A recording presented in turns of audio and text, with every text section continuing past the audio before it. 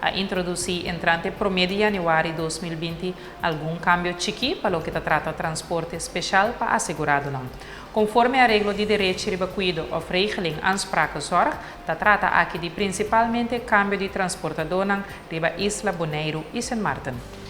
Entrante promedio de januário, transporte na terra na Bonaire, principalmente para o que trata transporte para pessoas de rolstoel, o permite prévio de ZVK toma lugar door de empresa Blessing Transport. Nota em cambio de provisionam para o que trata transporte de gente grande. Transporte na terra para pessoas que começam a viajar para receber tratamento médico na Sint Maarten, toma lugar entrante promedio de januário 2020 para meio de companhia SAN Marine Services. Trata aqui de transporte de aeroporto Juliana para sítio de tratamento e back na aeroporto.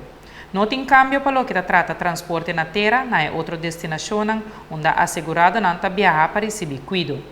Assegurada não começar de mais informação por chamar telefone 785-8899 ou e-mail info@zorgverzekeringskantoor.nl.